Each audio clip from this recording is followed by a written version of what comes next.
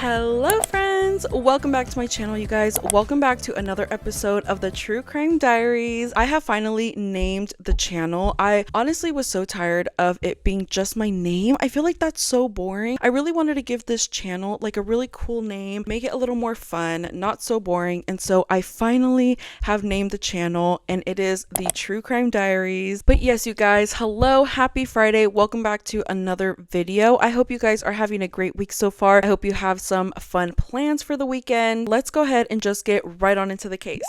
This video is for educational and entertainment purposes only. Everything we say in this video is 100% alleged. We mean no disrespect to anybody involved in today's case.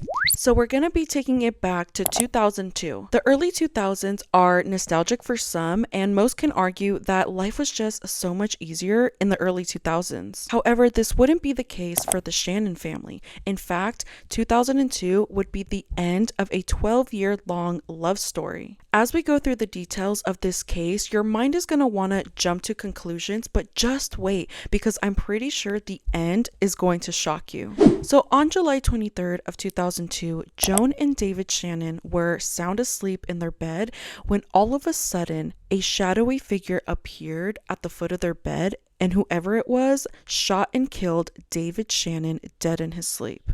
His wife Joan immediately called police, who quickly got over to the Shannon home and immediately started to question Joan about what happened that night. Joan claimed that she was woken up by the sound of a gunshot. She then noticed a shadowy figure standing over David with a gun, but that she couldn't tell who it was. She then said that the intruder raised the gun and shot David in the head and chest. She said that, because it happened so fast, she wasn't able to identify any specific features about this person that would help identify them later. And so whenever police asked Joan if she had heard this person enter or exit the home, she said no. Now remember that detail, because we're going to circle back to it later, and it's going to be very important. So after Joan confirmed to the officers that she didn't hear or see the shooter leave the home, of course police' next step was to do a sweep of the home to make sure that the scene was safe and clear. The officers concluded that the shooter was no longer on the property and the house was clear. So in order to understand how we got here, we need to travel back in time, specifically 12 years, to the time where Joan and David met. It was the year 1990 in Rochester, New York, where Joan and David met for the first time on a blind date. They met at a restaurant in Rochester and seemed to have really hit it off.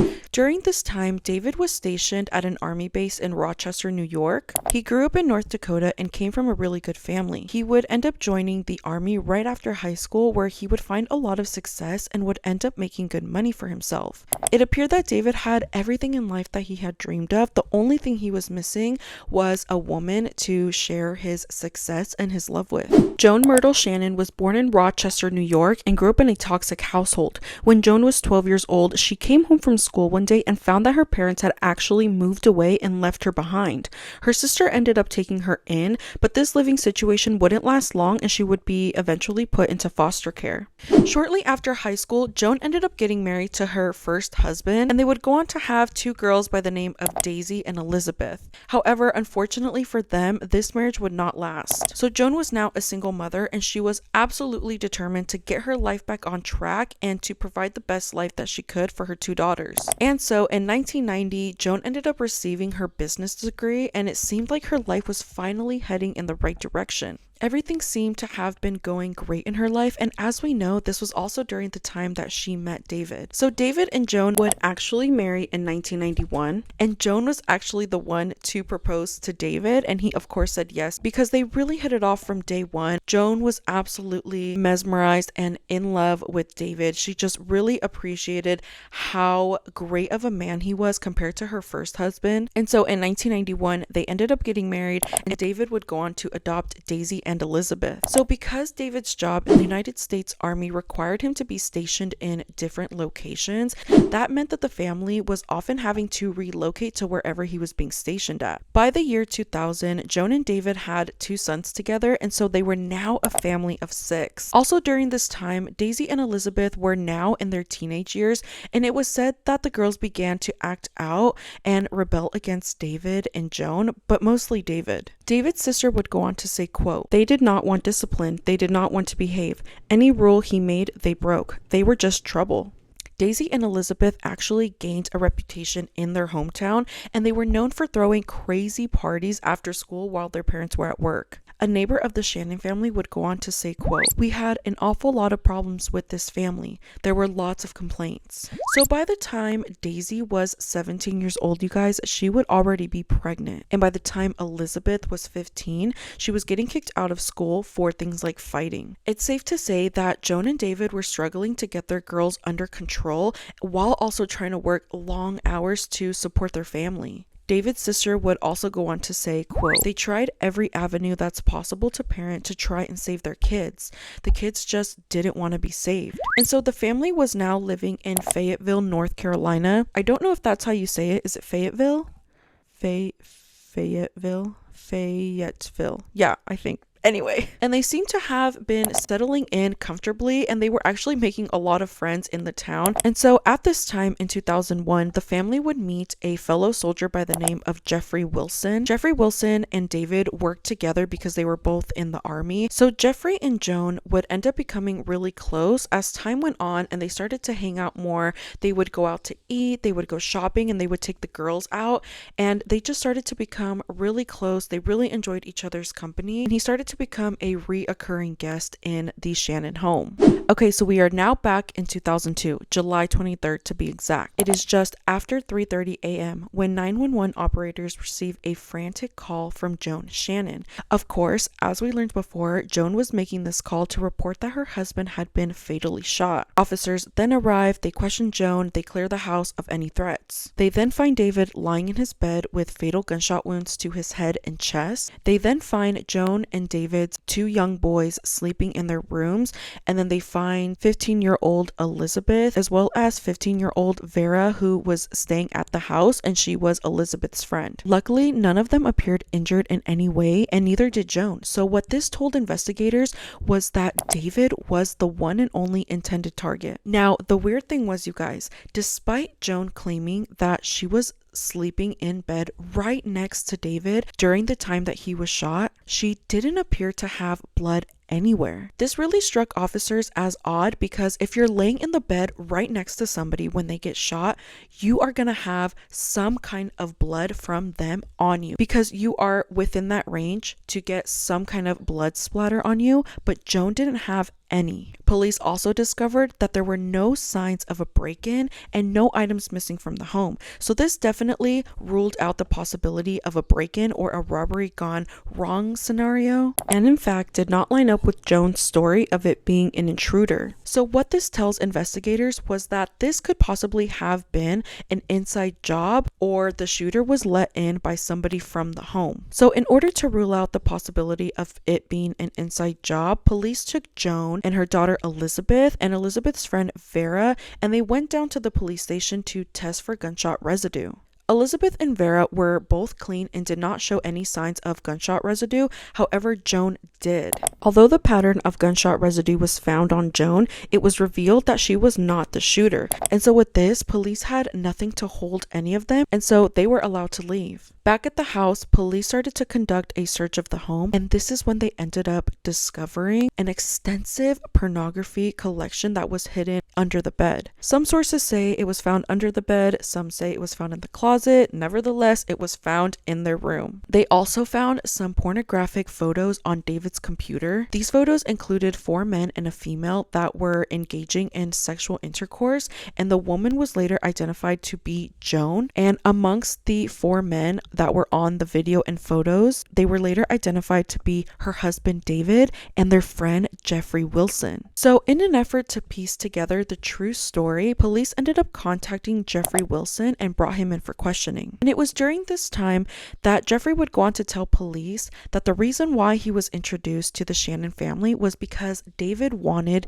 him to partake in their swingers lifestyle. It was later revealed that Joan and David were actually part of a swingers club, and they would attend these like swinger parties and have sex with other couples, and that this was like their lifestyle. They were fully into this. They liked it, and it was actually David's idea for them to start doing this. And so Joan agreed. And so Jeffrey claims that at one of these swinger parties is where he accompanied David and Joan to the party, and this would be the first time that he would have sex with Joan. Of course, to David and Joan, this wasn't considered cheating because they had an open marriage. Now, the only rule of this open marriage thing was that you were allowed to have sex with anybody you wanted, nothing was off limits, but you could not become emotionally invested. That was their only unbreakable rule. So Jeffrey and Joan would end up becoming really close, and they started to have sex with each other a lot. Of course, this was okay in David's eyes because that was their agreement, right? And so Jeffrey and Joan would have a lot of sex together, but it soon started to develop into kind of like a relationship. Once David started to notice that Joan and Jeffrey's sexual relationship started to become a little more serious, he was obviously not happy about this because that was his one rule. He did not want his wife to be emotionally involved with anybody else. Sexually involved was okay, but being emotionally involved was absolutely off limits. And so when he found out that they were starting to become a little bit more emotionally invested in each other, he absolutely demanded that they no longer see each other and that they end this relationship once and for all. However, the two continued to see each other behind David's back. Despite Joan knowing that seeing Jeffrey as often as she was starting to bother her husband, she continued to do so anyway, and in fact, she confessed to Jeffrey that she was falling in love with him. So once police and detectives discover all of these hidden secrets, the investigation started to head in a completely different direction. In an effort to piece together the true story about what happened to David, police decided to contact Jeffrey and bring him in for questioning. It was during this time that Jeffrey would go on to tell police that he met David and Joan in an online chat room. He claims that the two invited him to join the Fayetteville Gangbangers and Swingers Club that held monthly sex parties. He also claimed that at one of these parties is when he had sex with Joan for the first time, and on occasion he and David would have sex with Joan at the same time. After this is when Joan and Jeffrey began seeing each other outside of the sex parties and started to develop a sexual relationship, which was upsetting David.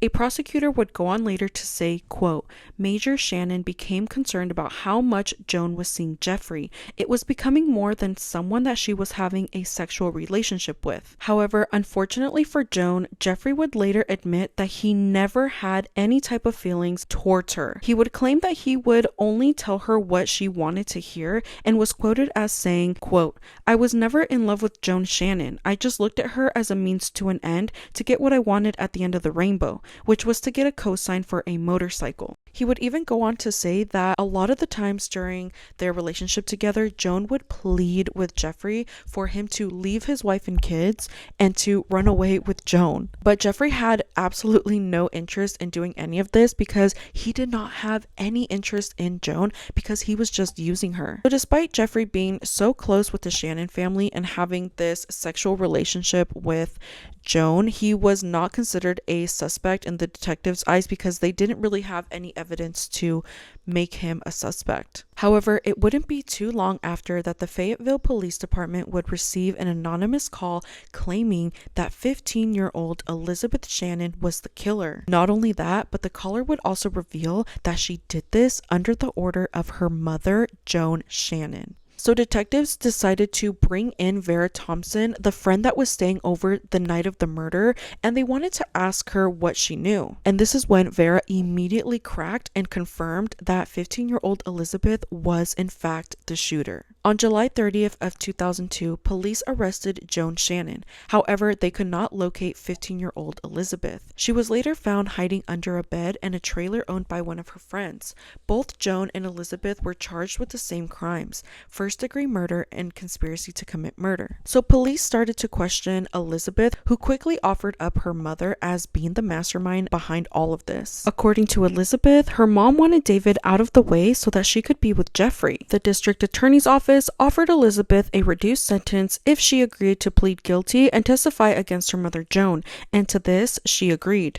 Joan Shannon's murder trial began on August 5th of 2005. The prosecution's star witness was her 15-year-old daughter Elizabeth Shannon. Elizabeth would go on to testify that in April of 2002, she overheard her mother talking on the phone with Jeffrey Wilson, and it was during this conversation that Elizabeth overheard her mother saying that, quote unquote, David rides on planes all the time, why can't one of his planes just go down, indicating her desire for him to die. Elizabeth also testified that her mother attempted to poison David several times in late April and early May of 2002, and she even claimed that her mother once asked her sister Daisy if she knew where she could acquire the date rape drug that she planned to administer to David. Elizabeth claims that her mother wanted David out of the picture because she wanted to end up marrying and being with Jeffrey, but she could not afford to leave David. So she asked Elizabeth if she knew of anybody who would be willing to shoot him. Elizabeth tells her mom that she would talk to her friend Anthony Jones about obtaining a gun. However, when her friends refused to help, Elizabeth then contacted another friend by the name of Donald White and asked him if he would kill David for money, which he then refused. So when Elizabeth couldn't find anyone to kill David, her mom began pressuring her to do it herself. She claims that shortly before David's murder, Joan actually showed her a gun that belonged to David and instructed her to use this to kill him. Jeffrey Wilson would also go on to testify during the trial, which at this point he recounted the claims of only using Joan for her money, and he also took this time to paint Joan and David in a negative light and to expose them about their swingers lifestyle. Joan's defense team claimed that she was innocent in all of this and that Elizabeth was to blame, as she was a troubled kid who always had issues with David and was simply an evil person who was capable of committing this crime and was just looking for a way out by blaming her mother. Joan did not testify in her own defense, and she was given a chance to address the court. However, she chose not to. At the trial's conclusion, Joan was found guilty on all counts and sentenced to life in prison without parole. Elizabeth Shannon only received a maximum sentence of 31.5 years as part of her deal with prosecutors. Now, the craziest part, you guys, I did read that the Shannon family actually stood by Joan in all of this and solely put the blame on Elizabeth. Joan is serving out her life sentence at Southern Correctional Institution in Troy, North Carolina. Elizabeth Shannon is being held at the North Carolina Correctional Institution for Women. Her earliest possible release date is in 2029, when she will be 42 years old. Well, that is it for me today, you guys. Thank you so much for tuning in on another episode of the True Crime Diaries. I hope you guys enjoyed today's case coverage. If you did, give us a like, subscribe down below, follow our social media. I will see you guys in the next video. Have a great weekend. Thank you so much for the continued support, and I'll see you in the next one. Bye.